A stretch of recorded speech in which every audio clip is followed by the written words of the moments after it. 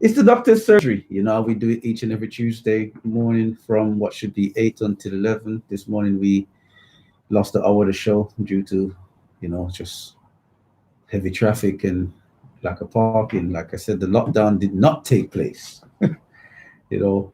But can we blame people? The lockdown didn't take place. Everyone has to survive. Companies going bankrupt, families going hungry, and all these things. A lot is happening. Call you live. What's your name? Where you calling from? Right at the beginning of the Yes, show. Doc. How is everything? I'm doing my best. I'm doing my best. How are you doing? I'm okay. I'm a bit late today because I was waiting for you. I couldn't wait no more. I went to do my shower and then I come back out. I was gonna call you, but I didn't call. So yeah, nice conversation. Okay, thank you, thank you. Yeah, what I mean. This morning beat me up bad. This morning beat me up bad. I'm struggling, but hopefully I know we'll be back on track by next week. Hopefully. don't worry. Yeah, I'm not having a go. So So yeah, go on. You yeah, want? Doc. I'm sure you want to add something. Go ahead. Well, Doc, I called to interject in a sense, yeah, because Hmm. Doc, I go to college, yeah, and we had a discussion yesterday, Monday. So I just called to ask you a question. Don't take it personal, No but worries. a question, and then I just like to go on to say something. Yeah. Hmm. Now, Doc. You have well. I would suggest that you have, as an intelligent man as you, as I find you to be, has look up the word in the dictionary of what black is, what the word black meaning, description, or whatever, Hmm. yeah, Hmm. is. And now I'd like to ask you now, Hmm. if that's the case, why are you still pushing the issue of a black race, black person? Hmm. Why is that? That's probably I'm wrong. Okay. What? What?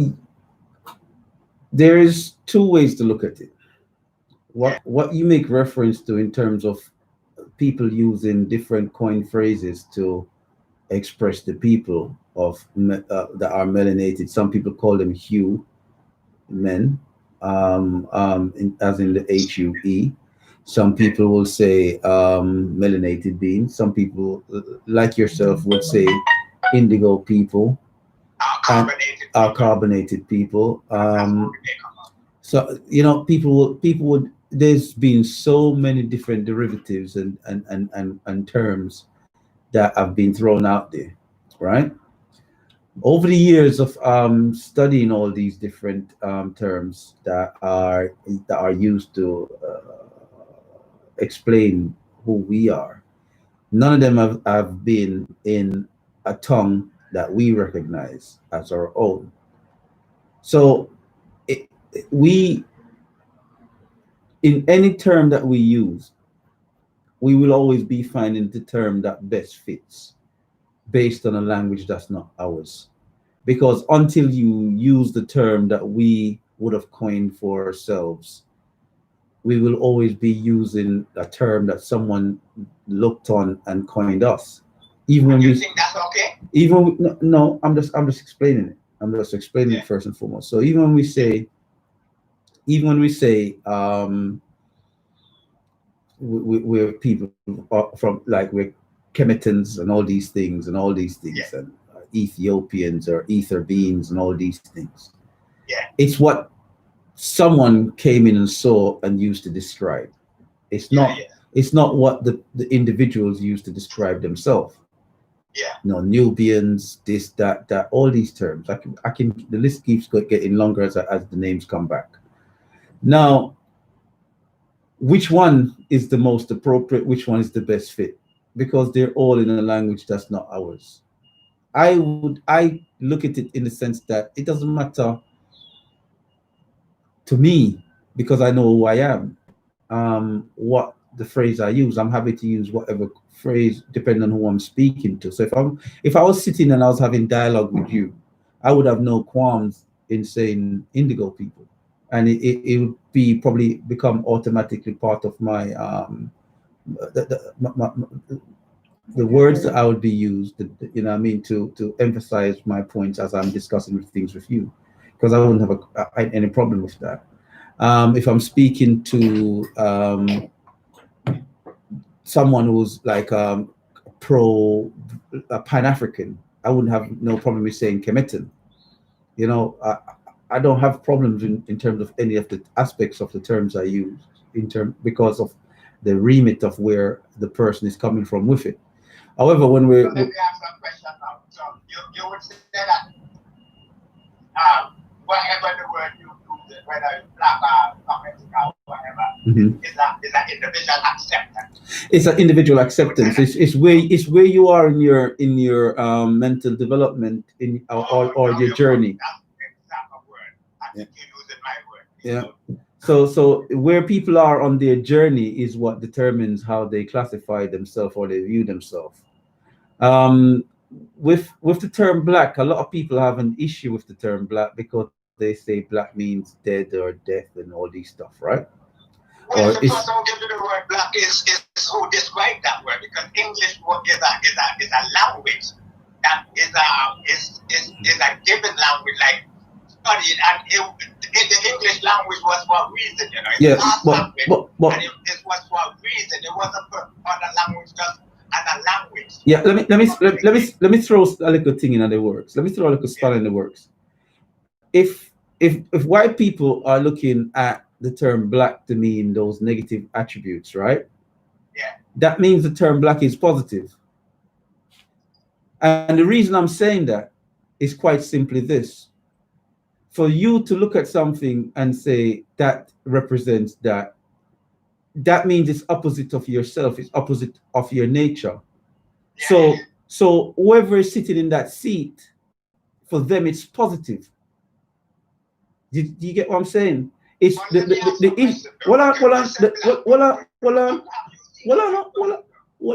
come back to that. The issue comes in when we use the term ourselves in a negative manner. That's what you call self-hate. Well on the man. No, it's the word is no, the word is not negative. The word is negative in the context as used by the individual who you're not let me talk. You're not you're not that's not right. How can it not be right when I haven't finished what I was saying? Okay, go ahead. All right. Just so long and leave your talk. Yeah, but I mean, the whole world and them Grand Pitney know that I'm long-winded. All right. And is a knife all right, let me ask you this. Is the word knife negative? Knife. It is negative in a sense of how you use the word, not how you say the word. Okay. How you use it. All right. So the knife knife becomes negative based on the sentence, the placement within the sentence and grammatical structure, right? The way you use it. Yeah. So that's the grammatical structure. So the way it's used. Yeah. So knife becomes negative based on the grammatical structure, right? So knife can be positive based on the grammatical structure. True. Definitely, and that's how you use it. Yes. Here is wisdom, right? Yes. The grammatical structure of words you used, by individuals in each specific race is determinant on the impact and the magnitude of how the word is received. When it's used by those that are looking at a situation in a negative, that say this impacts me negative, the impact of that will be negative. And the way that white society looks at black, dark, and all these things, it is that they are void of these aspects and attributes. So they see it as going against their very nature. So they use it in that context. I can assure you, if white people were black, no pun intended, if white people were black, the black being the same meaning would be used in a different grammatical structure to create something different. Let me explain. The term white was the term that was used to refer to death and pain and destruction originally, even within the westernized context of the language. And this is how it was imparted to them from African or sub-Saharan cultures. Because when you look at the funerary practices of certain countries outside of Europe, white is associated with death and funerary colors, right? So because it was working against them, they had to turn that negative of white being death, pain, and destruction into a positive. You even see it in the Bible, where the Quran talks about the guilty blue eyes. We know what it says otherwise, but we're not going to use those derogatory terms. Or when we see in the book of Revelations, or as the Muslims would say, the Injil, they talk about the man on the pale horse, right? And the pale horse then. The beast, not a man. It says the beast on the pale horse Right. is mark of death. Right. So we know we know how societal and historical references made reference to death and pain. It wasn't black, it was white. But in modern society, they, or as we went through the Middle Ages and the formulation of English and white pride, they had to create the narrative of turning that negative into a positive, and the positive into a negative. So can I go to my point now as to why I raised that issue here? And then I won't be long. I'll just leave somebody else to call it. But listen, the reason why I raised that issue with you here, I go to college and I go to college on Wednesdays and Mondays. So yesterday I was in college. The teachers brought up a topic, yeah? The topic was about color. Yeah? She was saying that the reason why they can't use the word color no more is because the word color is to do with time, as she was saying, words as well, has a connotation, and it's to do with time and the way how people feel about it. Okay, we know that, the energy. Okay, so she was saying now that because of the time we're living in now, you can't use the term color no more. So what you would have to use now is the word black. So I cut her off there right away because that's what we're doing. So I'm asking her now, what is the difference between color and black? Let me tell you the difference now, because she never answered that, but I went on to tell her certain other things. The color, if you call me color, it means I can be anything. Because color means color. Color means white, it means blue, it means black, it means whatever. That's color. Now, if you call me black, that means you identify me as something, as a color. Now, isn't black a color too? No, black is not a color. No, black is not a color. What is black? Black is a state. A state? Yeah. Black is not a color. Black is not a color. Black is a state. A state? A state. S-T-A-T-E. State. S-T-A-T-E. S, sugar, tango, alpha, tango, echo. S-T-A-T-E. State. Like state of being. America? No. That's not in that context. Black is a state of being. Black is. Black is. Where did that information come from, kind of, so I can look it up? Over something like this. Black is, was, and will always be. It's a state of being. When you look out into the universe, it's black. Someone asked me the question recently. They said, how is it that the universe is black when we look out on it, but yet the sun and other stars are so plentiful in the sky? Because there's not enough stars to brighten the heavens, because the state of blackness is the state of existence that makes all come into existence. Black is a state. It's not, it will always be there. No matter how bright the light in the room is, there will always be a state of darkness somewhere within that space. Yeah. Now, the Egyptian used to say darkness was to be born, but that darkness and blackness. How in your mind, right? Let me ask you a question. Is your mind in a state of is your brain and your mind in a state of darkness, right? Yeah. But yet the light shines in there, right? But the darkness comprehends it not. That's when you don't know yourself. That's when you've lost who you are. Yes. You understand what I'm saying? Because you're in Well, a this is why we debated it. so you're in a your mind and your mentality is in a state of darkness, and in that state of darkness that your mind and your mentality exists, you need to recognize who you are. So say even when you see brightness and color within the mind and the memory and the reflections of thought, you're still in that state of darkness. And But one question then, do you think that the people them that is calling themselves black has that information that you just discredited? and this is why I'm explaining. I said I didn't say others. I said I have no qualms in using each individual term because I know who I am.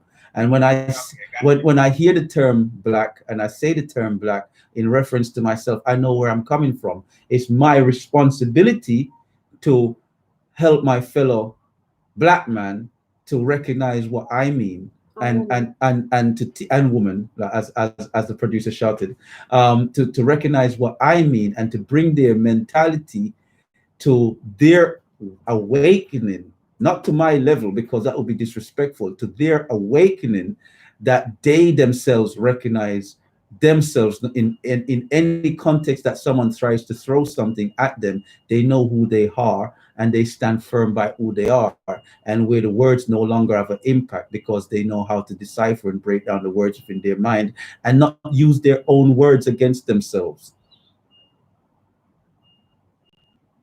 Yeah, I got you there. You with me? I got you there. Yeah, that's it's as simple as that. When I you think the name black is a very black is a very beautiful thing. It's a state of supreme balancement.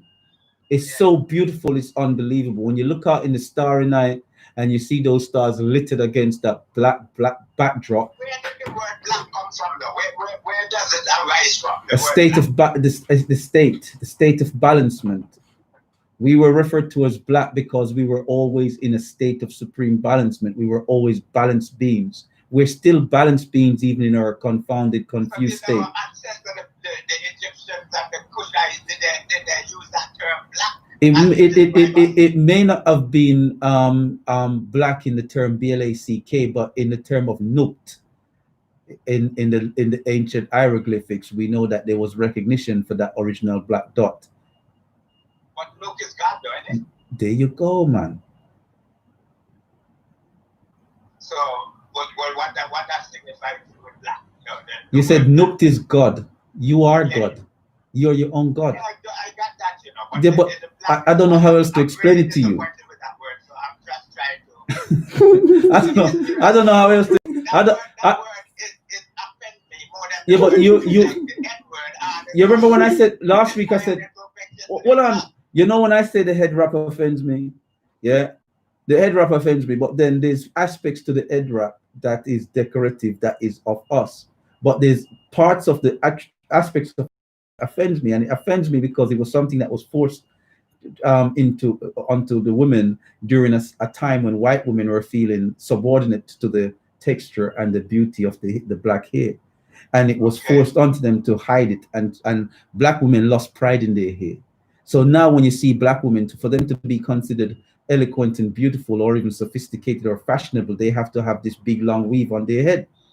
They haven't got that pride in their natural beauty anymore to say I'm beautiful, and they rock it. Very few women do that. It's growing again in impetus, but unfortunately it's not the case that you see in abundance as you should.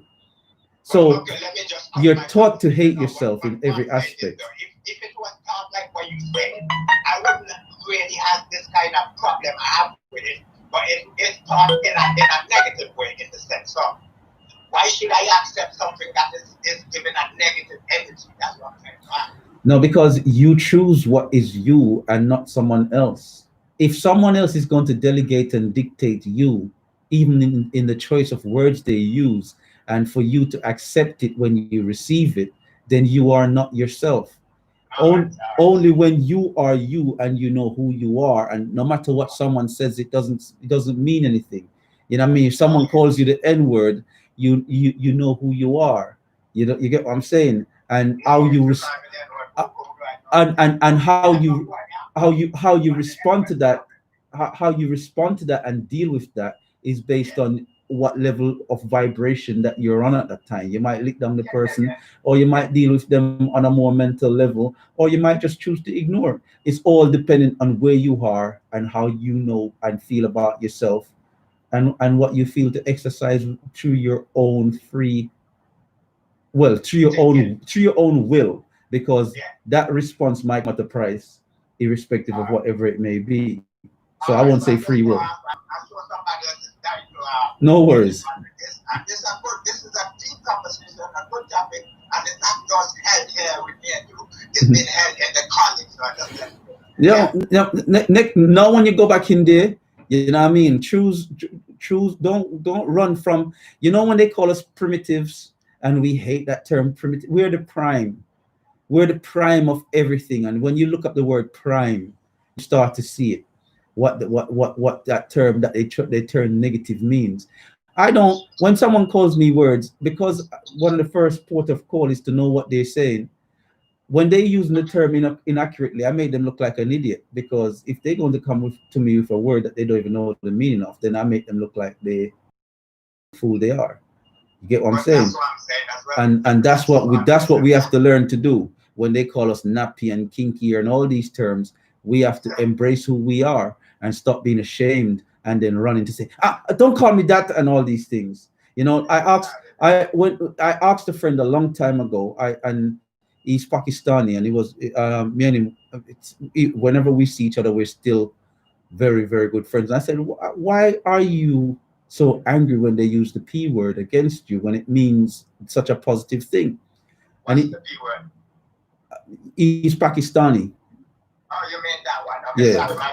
I don't want to say it because some people, not everyone's on the same vibration. Me and him get on, so I could say it to him, and he knows I'm coming from a situation of respect and love nonetheless. But some people might take it offensively, and so when I say to him, I say, it means a pure and holy person. The word, yeah, that's what that four-letter word means. And I said, why do you get upset when someone calls that? He goes, it's not the word that's upsetting, it's the hate and the venom that they say it with, and you know what's behind it. Yeah. Right. So they know what the word means, and they have no problem in calling themselves and looking at themselves in that affectionate manner towards each other. But when the hate and venom is sent with it, then it's how you respond to that. But when you don't know who you are, which is the problem with us, that's when it becomes, what do we call ourselves? Do you get what I'm saying? Yeah. All right then. All right. All right. All right. No problem. Okay. All right. No worries. You and the lady and continue. Doing a good job still. I know you're late. You do a good job. I people, when you go on, they have a lot to think about. All right. No worries. You put me on the spot this morning because I don't like lecturing. But anyway, we talk, yeah? Yeah, respect though. You're doing a good job, you know. You don't know that, but you are, all right? All right, manners and respect. All right, cool. Yeah, 0753-996-8143, 0753-996-8143 if you want to take part in the show. Yeah. Text message reads 871. Black void equals 0, 0 equals amen. Okay. And you know, amen equals Amun, right? The hidden one. All right. I was extending. I trouble something that my family likes to say, G's and P's, you have to have the last word. It's So they get the message. What message? Cuban. Oh yes. During the advert break we had a couple of callers. The text message reads, now shout out to Mark in Kilburn, keep your head up. Yeah. So Mark in Kilburn, keep your head up, and that's from 307. You know what I mean? And yes, rude boy, you know what I mean? Keep your head up. Yeah. Yeah, where were we? Let's recap, because that interlude kind of, I mean, people, I hope everyone benefited from that interlude. Did you benefit from that interlude? Let me know. 0753-996-8143. Did that make sense?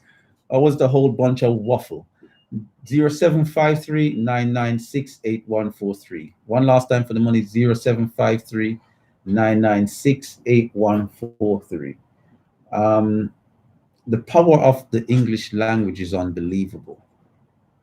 You know, when you start to grasp the hidden allegories and breakdowns of these words in English, and start to look at the etymology of or the etiology, whichever one however you want to pronounce it, of these words, it's like you start to realize it's really a code, and that's why, and it as they call it, legalese, a whole different language when the legal field adapts it and introduces it to a whole lot of Latinized derivatives and stuff. English is, yeah, you can see the complexities that goes further in, but it's so simple to unwrap it and unravel it, you know. So it's interesting. Call your name and where you calling from. Say again. Okay. Okay. Mm-hmm. How do we string together words? We spell them, don't we? Yeah, English is adapted. It's adapted words through taking it from other places. That's one route. So stealing or adapting, as they would say. And then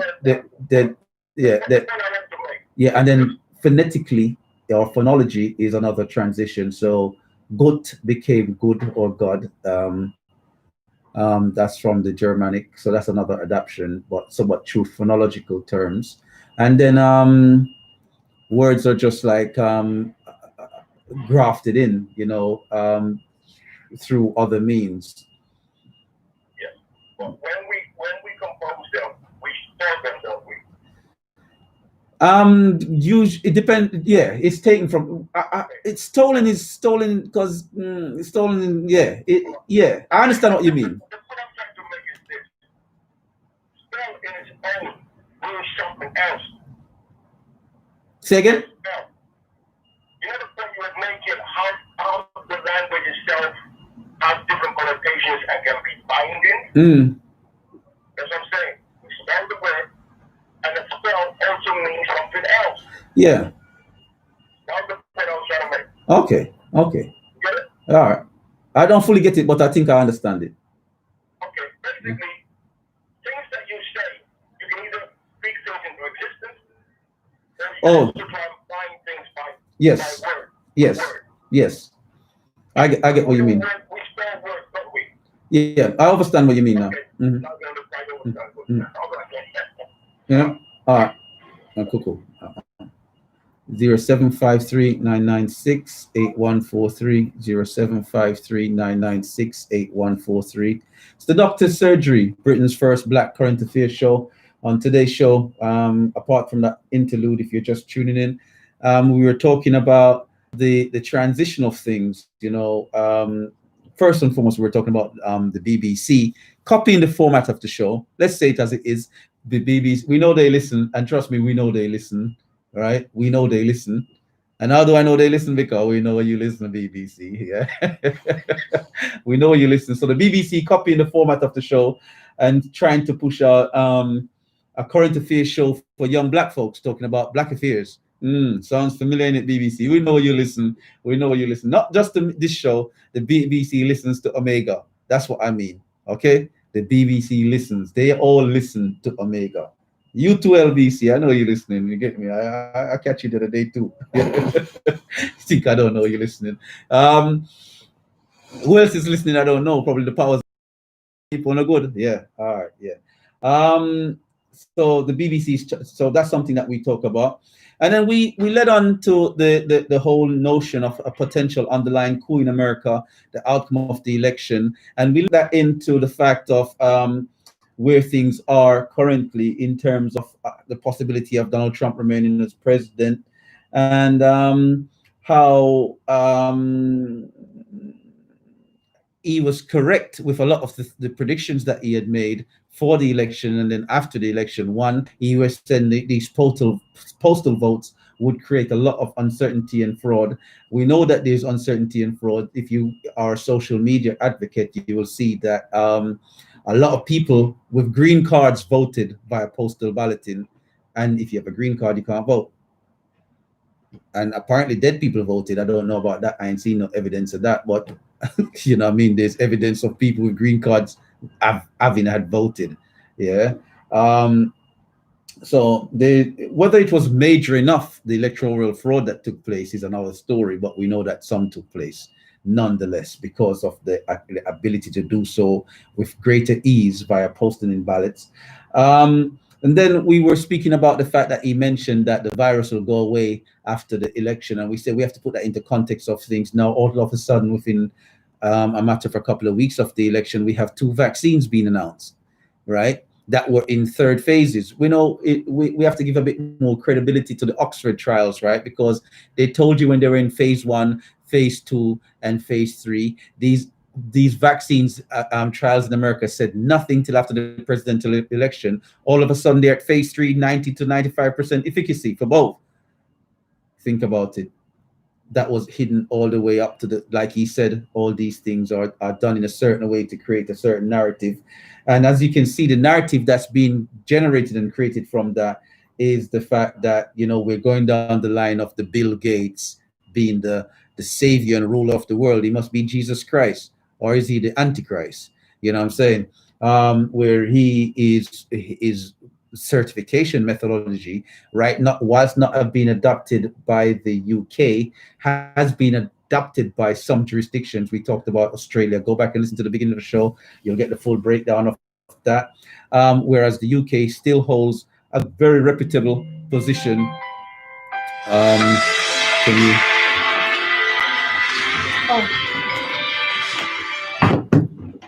This is a doctor's surgery.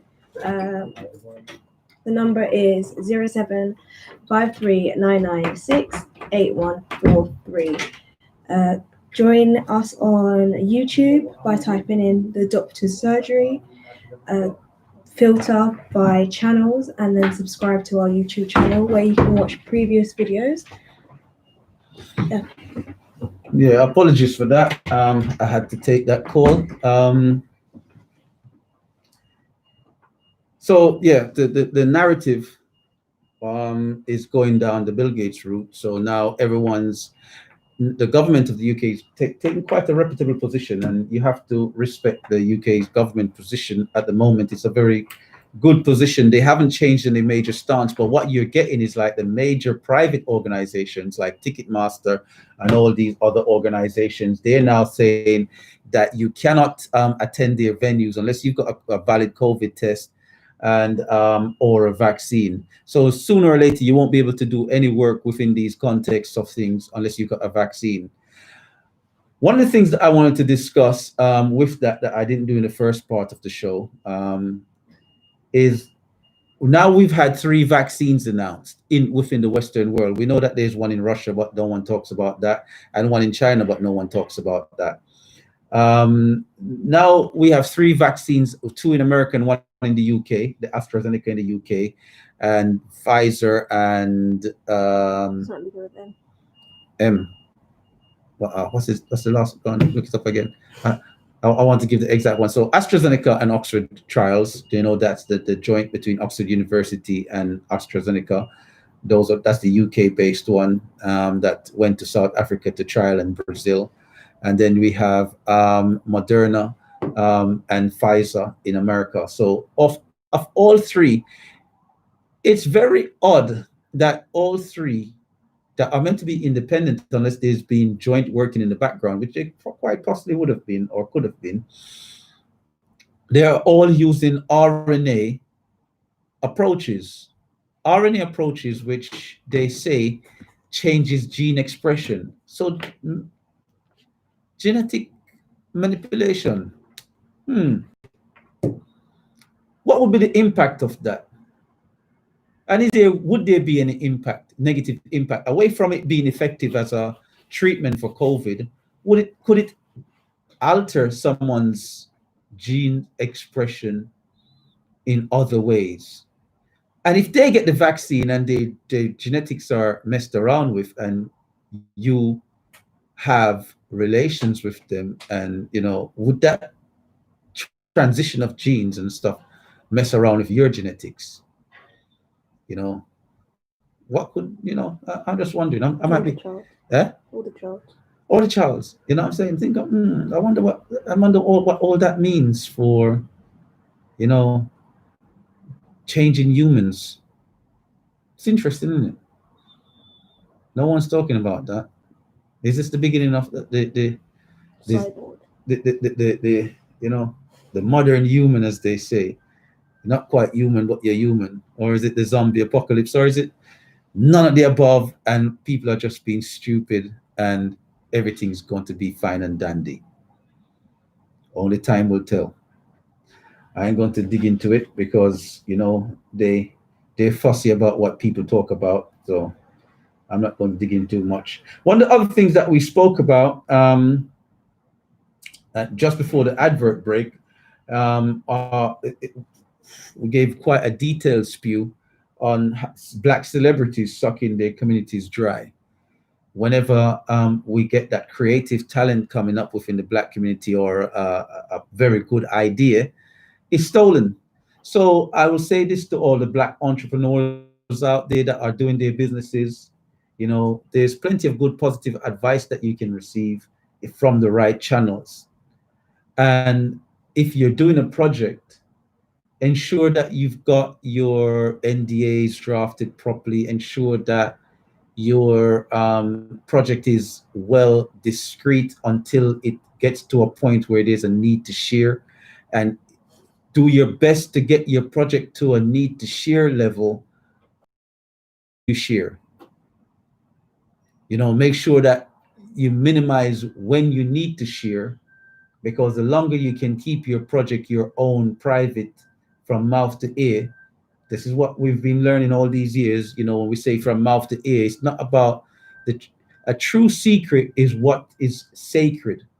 For years I sat by and I listened to a lot of organization talk about secrets and stuff, and they didn't realize what was being taught to them. What was being taught to you is to respect what is private and sacred to you. You only need to share when you need to share, and as and when you share, you very picky choosy who you share with, and that should be mouth to ear.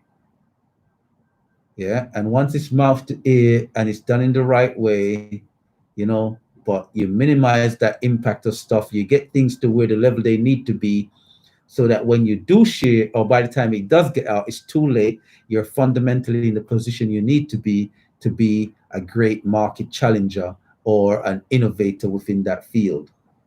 Just like the iPhone, right? Apple hid that iPhone behind the whole, what's that MP3 thing that they had? The iPod. They knew what they wanted to test the market first. So they test the market with the iPod, to just give you a device to make you run some music on it and see people's response with working with a device with one button. This was piloting the major work coming out behind the pilot study. Okay, so as the pilot study took off and people responded well to the iPod, then they hit you. They hit you with the main thing that they was developing all along, a phone with one button. And to this date, apart from Samsung being a challenger here and there, the iPhone is the major player with the phone market. And it's been well over a decade now. We've entered the second decade of the dominance of the iPhone. Okay, so it just goes to show you have to kind of do your due diligence. You know what you're doing, and by the time you hit them, it's too late for your competitors. It's too late for any challenges, and you will, enjoy 2 decades. And once you enjoy 2 decades of success within the field that you enter, at the end of it all, you would be a multi-millionaire or billionaire. So 20 years of true hard work and dedication, that's all that you need to invest in your time to become so to all the youngsters out there, if you're 15, by the time you're 35, you can be a millionaire or billionaire with a truly structured idea and plan. or even 40.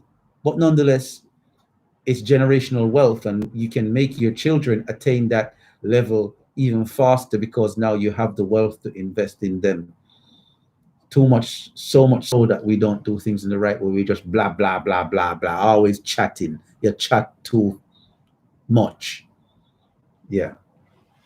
Keep your thing close to your chest and quiet and build it slowly and hide it. If you don't have to tell nobody, don't even tell nobody. Just go and make your money and do your thing. Build things otherwise. Don't make nobody know how it go. Right, we're coming towards the end of the show. So what are we going to highlight? Attention, DJs and presenters, and to our listening audience. London Borough of Brent African Caribbean Leadership Election. Hold up, before we go into that. Call you live. What's your name? Where you calling from? No live. All right, we'll hand it over to the producer. Right, so London Borough of Brent African Caribbean Community Leadership Election. If you all go to Facebook, you'll see Omega Radio 104.1 homepage. If you go to the Facebook Omega Radio 104.1 homepage, scroll down to Black Community Leader Election and then click logo to vote. And who are the candidates that we're asking people to vote for? We're asking you to vote for one of 15 candidates for your community leader. What's community leader about? A united voice to help us within these changing times to represent the community. And it's going to be needed more so now than ever. Should these vaccines get some compulsory status or there's certain other issues, we need to have a united voice that's intellectual enough and widely versed enough to represent us. We know that the MPs don't. The MPs represent their own parties and party politics. We're not going to tear them down because we understand the restrictions they might have and their chronistic behavior in maintaining their 9 to 5. So we're not going to knock them. We're going to make them stay within their lane. And we're going to highlight that if you want to have someone that's representative, because everybody can't talk, right? But you have somebody that's close to the ground that understands the community a little bit better, then go vote and vote for the best candidate in your eyes. These are the candidates from 1 to 15, not in order of importance, but in order of how it's listed alphabetically. Amenti the Awakener, Andrew Mohammed, Billy Bibnell, Boogie, Brotherman, Cheryl Phoenix, Hawkeye, High Priest Amun, Jayut, Jay Mastin, King Lion, Lady M, Leo Mohammed, Leonard Johnson, Nubia Jack. Those are the 15 names. Vote for who you feel will be the most articulate, rounded individual in getting a message across, that someone that is versed in all the key areas and the discussions around the community.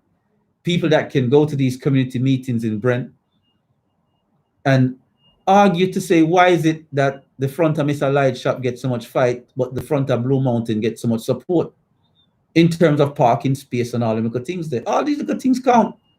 Black businesses are forced into a corner whilst other businesses do a show that we get all 15 on, whether it's a Zoom chat, and everyone can highlight on that show that would be then placed up on the YouTube or one of the social media platforms for people to go back and watch, where we hear the individual policies of each of these people. We hear them speak so that we can become familiar with all of them. It shouldn't be like the Georgia presidential election when you saw Donald Trump and you saw Joe Biden and you saw the other white lady that was running. But then when it came to Kanye West, you just saw a black silhouette, not even a face. We want to get a good idea of who each of these people are, what they represent, so that we can know who to vote for. Okay, so management, line that up so we can get these policies in place. Yeah, line up that. So it should be a Zoom meeting, and it go live out on air where everyone here. They're in the process of doing that. It should be. Oh, next week. shame. All right, my bad. I'm here talking like say I'm saying something so dynamic and groundbreaking. Apparently, this is in process already, so it should be available live to the public within the next week or so. So next week sometime that the policies and everything will be coming out. 375, they've heard you, and that's in process. The policies will be coming out soon. You will know the policy of each and every individual. My policy right now is to keep these nuances open and accessible and seen to the public. Be careful of the celebrities right now in this day and age, because this is the time they will sell you out. That's what that is when I'm talking about these celebrities. Make sure that when they are pushing out what they're pushing out, make sure it's someone that's always been spending time supporting the community, that you support them. Other than that, be mindful of who you're listening to, because a lot of these people are just vultures that will pick and eat the decaying carcass of their own. So it's time now we start to recognize who's who and make sure so we force them to stand on the right side if they're going to stand, you know. And again, last but not least, big up Lewis Hamilton, because you know I'm a Formula One man, on his 7th World Championship. My advice to you, Lewis, go for 10, you know, because if you leave it at 7, they're going to try to give it to Verstappen or one of them by giving him some, you know, because you know Formula One already. But when you put it at 10, nobody now reached again. Then your platform lasts a long time.